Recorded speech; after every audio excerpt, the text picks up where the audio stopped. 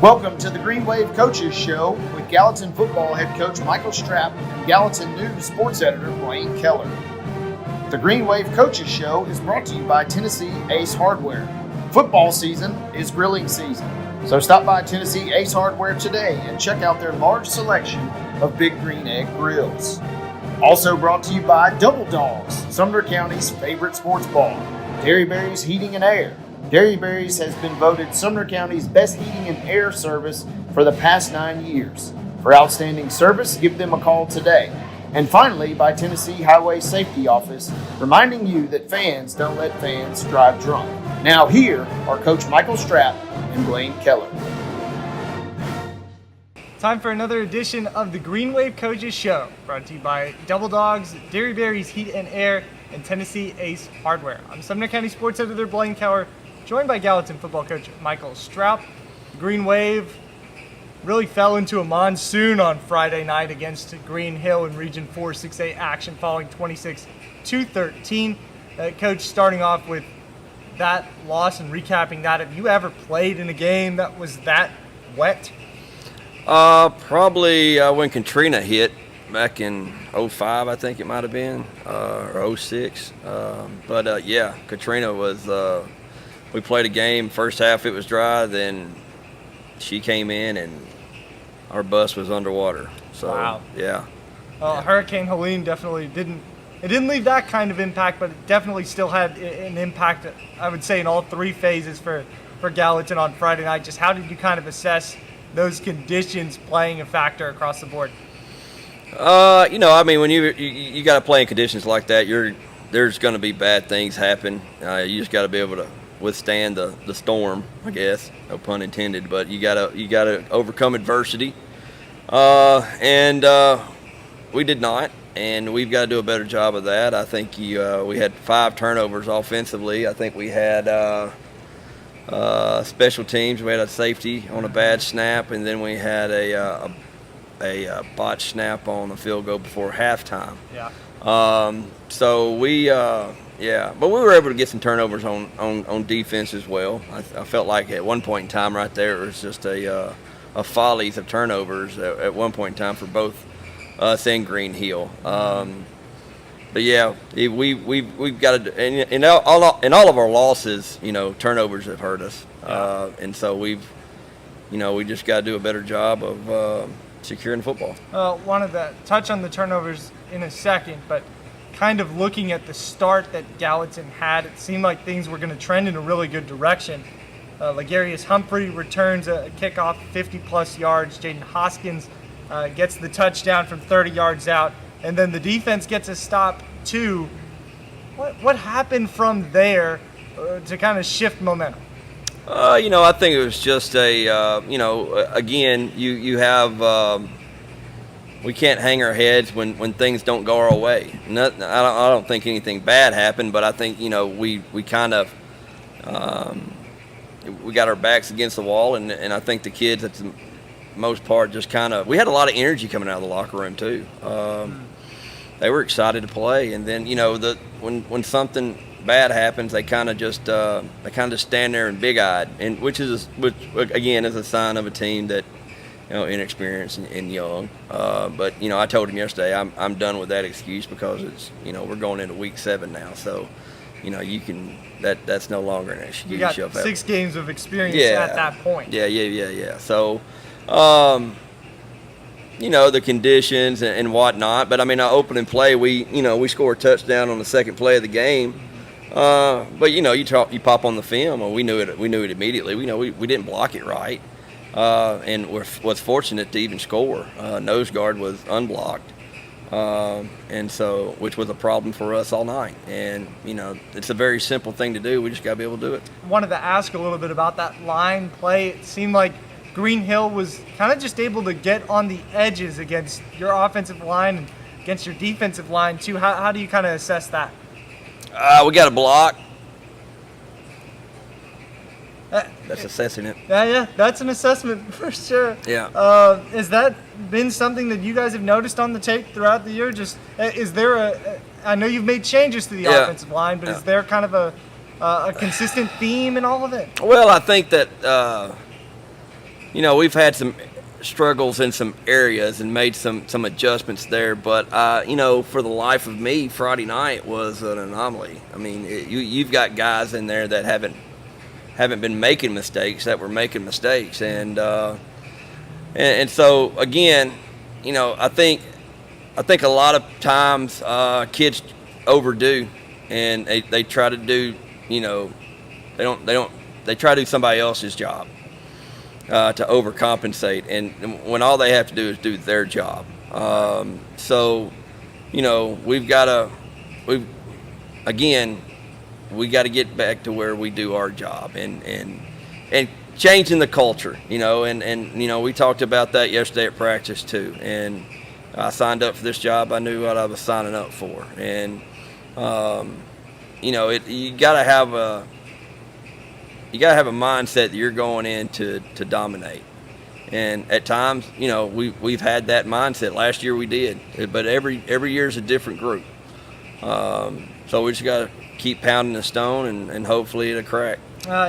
Those two special teams kind of miscues on the snaps that you talked about.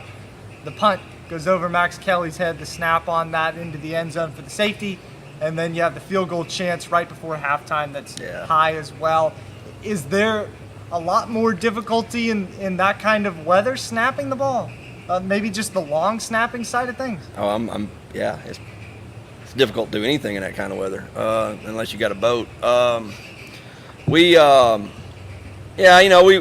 had a situation before halftime. We kicked a field goal. We made it. Had a roughing the kicker and took the yardage and felt like, hey, this is an opportunity for us to get in there and get 6 points. But that wasn't able to happen. But we got to be able to get in there and score. There were times where we were on the 2 or 3 yard line down there, and we couldn't get it in. So we've got to be able to up front and create running lanes for our running backs to get through there. And we got to get better there. Jaden Hoskins ripped off a couple of explosive plays, including that touchdown on the second play from scrimmage. Did not return in the second half. Last week you mentioned, full health for him. He had kind of overcome that ankle sprain. What happened with Jaden, and where do you kind of see him right now at this point of the week? He sustained a hip injury on that play, the last play he was in. He took some reps yesterday. We'll look at him day to day. When he's healthy, we're able to run the football. But when he's not, then we struggle a little bit, and we've got to have some guys step up and take on that role when he's not in there. We're working with some guys this week. May add another one today, and just see who wants to carry the torch on that one. Yeah, a couple of weeks back, that was kind of the conversation, just bringing in some other guys who you had moved their position, now maybe moving them back a little bit. Is that more the same of what it was a couple of weeks ago, just trying to see what puzzle pieces fit? Yeah, you just, the old saying is, when I growing up, I always heard the saying, if you got this, if you play 2 quarterbacks or you play 3 quarterbacks, then you don't have a quarterback. And I kind of feel that way right now at running back. You're playing this guy and you're playing that guy, and we really don't have one right now. But we got to get Jaden in there and get Jaden get him some looks during practice and see what happens. You mentioned the turnovers, Coach. Jackson Stroup had 3 interceptions in the second half. Of course, we could go back to the weather kind of playing a factor in all that, but how is this maybe a step in maturation, a game like that, for him as still a young quarterback? He's like any other kid. I know some people say a lot of things, but he at the end of the day, he's 16 years old, and you play in that weather for the first time, and there's some things that you want to be able to throw the football, but it's hard to throw a football in 30-mile-an-hour winds with rain hitting you in the face. Yeah. And throwing a post route at that. So there were some things there that he could have made some better decisions on. Then there's other times where, ball just slipped out of his hand and he can't get a grip on it. So it's a learning lesson, and he was frustrated with it, and and with his play, and I think has been all year. But it's a collective frustration. So he wants to get this team better, and they come to work every day and with good attitudes and get after it. Seems like one of those picks, just looking at the film, was a 50-50 ball. The second one, just between him and Jeremiah Williams, could have gone either way. And then the other two, the third one, he's hurried on kind of that sneak that you run, and then you try to throw it over to get it across the goal line. Right. What do you tell him? Do you just tell him to wash it? To wash it? To wash those plays? Yeah, you gotta turn the page. I mean, you gotta have a short memory. There's two positions. Well, all of them you better have a short memory, but there's two on the. You got to have a short memory at quarterback. You better have a short memory if you play defensive back, and you better have a pretty short memory if you pitch. And you got to move on, and you can't dwell on it. So you just got to move on. And he's again, he's probably thrown more interceptions this year than he has since his 7th grade year. So it's just an opportunity to grow and get better. How have you noticed him respond to that? Is that something that you've seen him frustrated by, or is he using that opportunity to get better? That's both. I mean, he's a kid, and they're going to get upset just like anybody else would. He doesn't like losing. If you got any competitiveness in you whatsoever, you don't want to do it. So he gets back in film and he looks at it and studies it and learns from it. I'll ask you one more. Don't want to jump ahead to quote unquote fun question, but maybe a little more lighthearted one. Did you catch the MyTV 30 broadcast at all afterward? No. Well, no surprise. I think they did not pronounce your name right. I heard. Name. Yeah, I heard all that. about it. Yeah, I heard all about it. And then twice in the first half, they cut to Brody Reeves, assistant coach, assuming that was you. Now, in the conditions, fair enough for a cameraman to get confused, but did you and Coach Reeves laugh about that at all? Get to talk about that? No. No. Sorry. It was a funny moment to watch on TV, and I'm sure those who were well, a couple of years ago we're playing a state championship game, and they've got they got the game on TV, and they've got Coach Hardegree on there, and they've got my name under his presence on the sideline. Hardegree's like 92 years old, so I don't know how they got that mixed up, but man, you get mistaken for everybody. Brody's younger than you. Yeah. Coach Hardegree way older. Way older, like Methuselah older. Yeah. Maybe just provided some comedic relief to those watching the game from home. Staying dry a little bit, and hope to stay dry this Friday. The Green Wave take a trip to Cookeville. We'll preview that when we come out of this break. This is the Green Wave Coaches Show, brought to you by Main Street Media Television. Football season is grilling season. The Big Green Egg is the perfect grill for everyone. From the backyard cook to the world's most acclaimed chefs. Stop at Tennessee Ace Hardware today and check out our large selection of Big Green Egg grills. It's the perfect grill for any grilling need.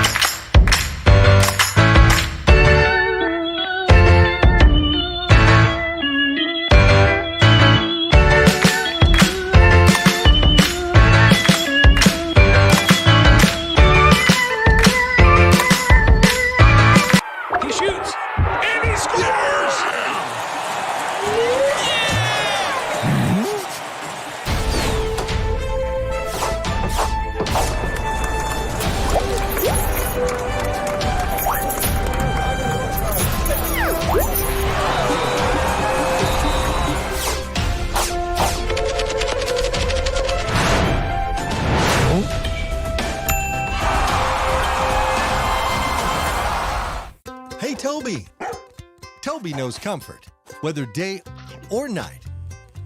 Through the highs and the lows, Toby knows. You've put it off long enough. That old system is just out with the old, in with the new.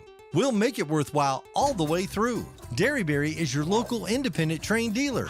It's hard to stop a train. Visit dairyberryac.com today and schedule a visit. Dairyberry Heat and Air, making customers for life. Welcome back to the Green Wave Coaches Show. Getting ready to preview Gallatin's game against Cookeville. Coach Stroup, I know that 2-4, not where you want to be. There have been some defensive performances maybe where you don't want to be. But when you look at the performance in the second half on Friday night, and you look at the week before against Warren County, can you kind of talk about maybe having some confidence in this defense and how they're trending?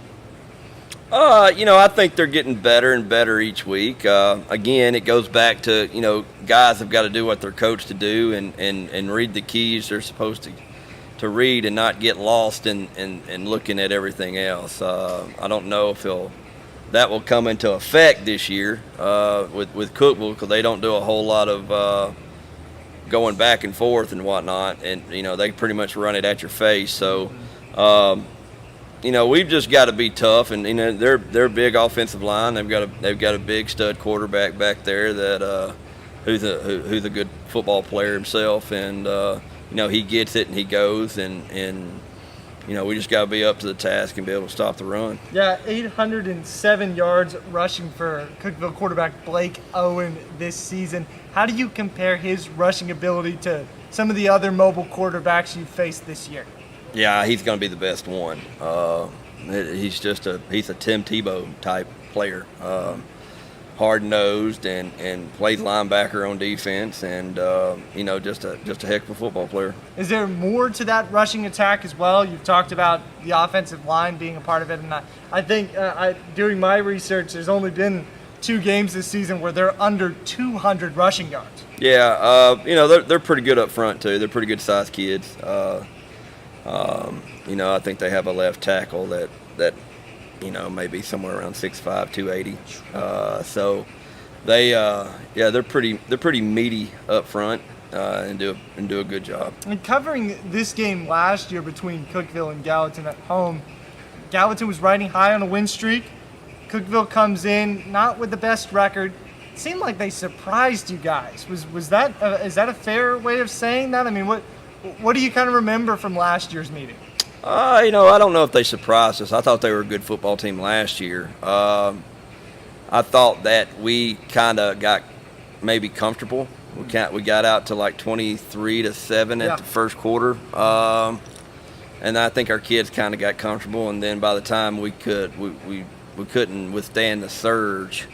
Once we got to we had turnovers hurt us in that game as well.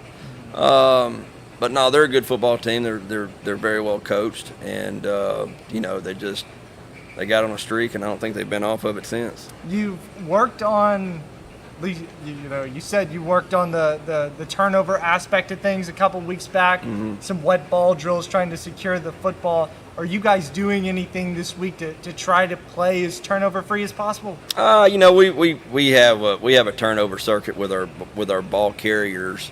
May include receivers and running backs, every day. I don't think we're going to have rain this Friday. So I've looked at the percentages every hour on the hour, and it looks a whole lot better than last week. But last week I don't know if you can't prepare that unless you got a fire hose out here with a truck and you just douse some players with it. Yeah. And of course some teams are really going to salivate and lick their chops at the chance to play in a rain game like that. Correct me if I'm wrong, but Gallatin probably going to be better off if it's pretty clear sky on Friday night.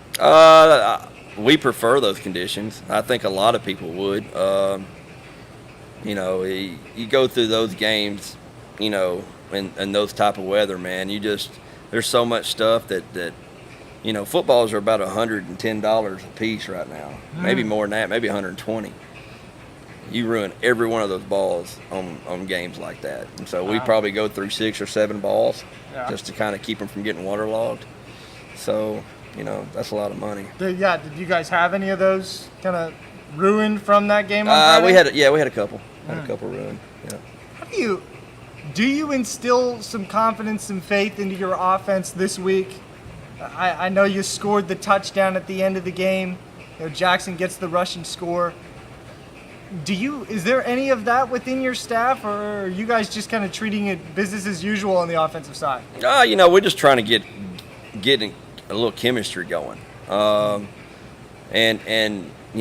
told the guys yesterday, if we'll just do our job and execute the way we're coached to execute, and we come out here and we have great practices, and then we go to the games and it's so frustrating. But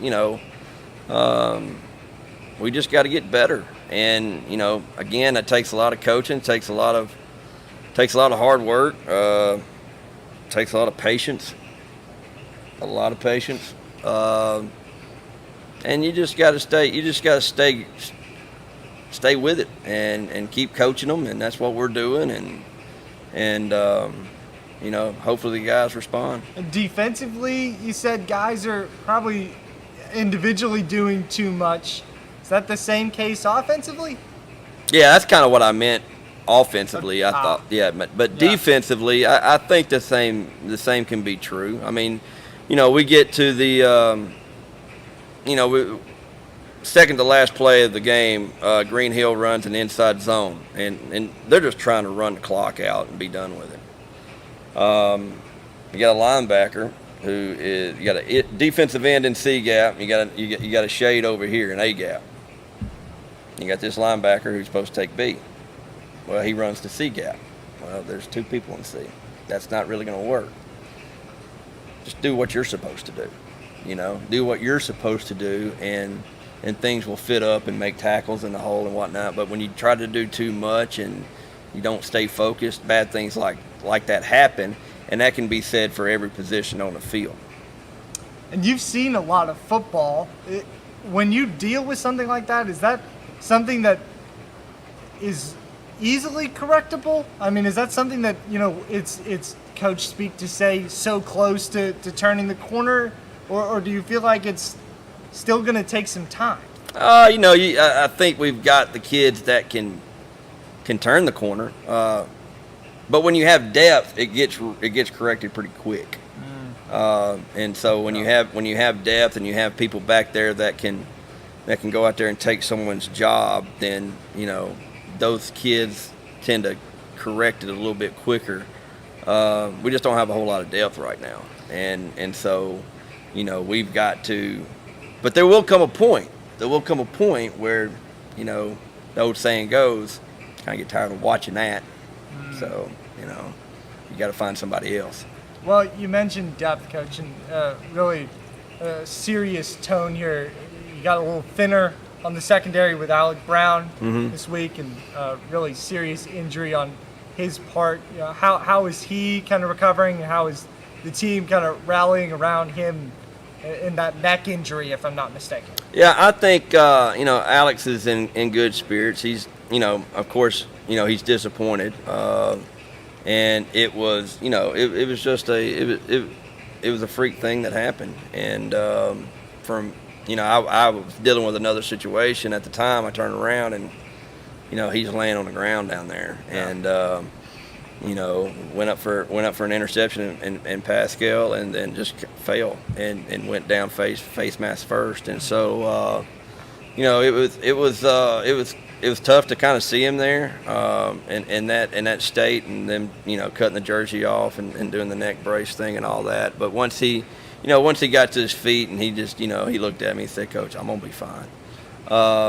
But called on him, checked on him. I know some of the guys went down there to the hospital and went down to his room and hung out with him. Alex is a special kid, and he's a tough kid. But yeah, he's all in our thoughts and prayers. Yeah, thoughts and prayers for Alec as he recovers from that. Sure, he's wishing for the best for Gallatin on Friday as they make the trip out to Cookeville. Come back on the Green Wave Coaches Show for One Fun Question with Coach Michael Stroup. Football season is grilling season. The Big Green Egg is the perfect grill for everyone. From the backyard cook to the world's most acclaimed chefs. Stop at Tennessee Ace Hardware today and check out our large selection of Big Green Egg grills. It's the perfect grill for any grilling need.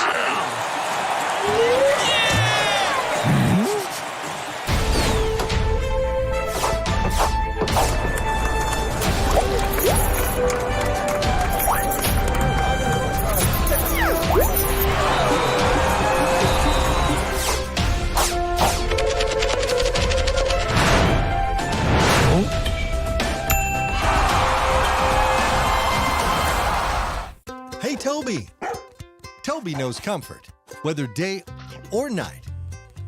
Through the highs and the lows, Toby knows. You've put it off long enough. That old system is just out with the old, in with the new. We'll make it worthwhile all the way through. Derryberry is your local independent train dealer. It's hard to stop a train. Visit DerryberryAC.com today and schedule a visit. Derryberry Heat and Air, making customers for life. Closing out with one fun question with Coach Michael Stroup on the Green Wave Coaches Show. The MLB postseason starts today, Coach, and unfortunately my Texas Rangers are not back in it. The World Series champs have been eliminated for weeks. So I'm trying to find another team to root for. Did they win it last year? Yeah, the Rangers won it last year. Okay. In a Cinderella fashion. Okay. Might never do it again, first time. So give me a team to root for. Who do you think could go all the way this year in the playoffs? I mean, you can't count out the Braves. They could possibly do it. I doubt it, but I guess the Dodgers. I mean, I think the Dodgers are the new Yankees.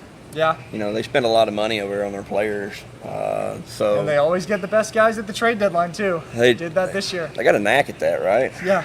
Good front office people down there. Bad front office on the Rangers side. We made a couple of deals with the Devil Dodgers before. Oh, the Devil Dodgers. The Devil Dodgers. Off the dome on that one too. Yeah, How about that? right. Well, I'm gonna throw out my pick here as a prognosticator of Sumner County football. I guess I'm an expert in MLB postseason too. I'll take. I'm gonna go with. I can't say Houston, so I'm gonna go Detroit. As a Rangers fan, I can't pick the Astros, so I'm gonna go with the hot hand of the Tigers, and hope that they prove me right, and hope that Gallatin proves me wrong on Friday for my pick'em. Pick the Cookeville Cavaliers, and unfortunately, fortunately, however you view Thanks, it. Blaine. Appreciate it. We'll see you guys back here next week. I'm gonna pick a sports reporter. That's what I'm gonna do. You have a list? You need a list of that? I can make one. There we go. We'll see you back here next week. You've been watching the Green Wave Coaches Show with Gallatin football head coach Michael Stroup and Gallatin News sports editor Blaine Kellar. The Green Wave Coaches Show is brought to you by Tennessee Ace Hardware, Double Dogs, Derryberry's Heating and Air, and the Tennessee Highway Safety Office.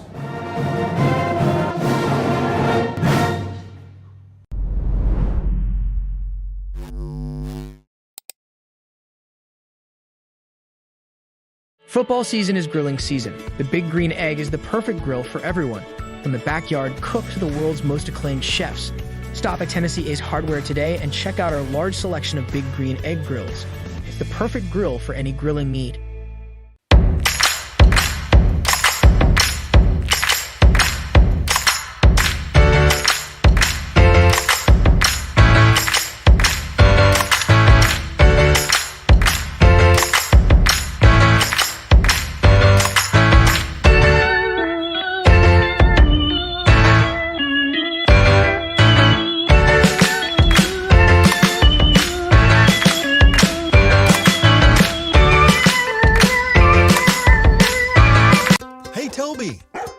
Toby knows comfort, whether day or night. Through the highs and the lows, Toby knows. You've put it off long enough. That old system is just out with the old, in with the new. We'll make it worthwhile all the way through. Derryberry is your local independent train dealer. It's hard to stop a train. Visit DerryberryAC.com today and schedule a visit. Derryberry Heat and Air, making customers for life.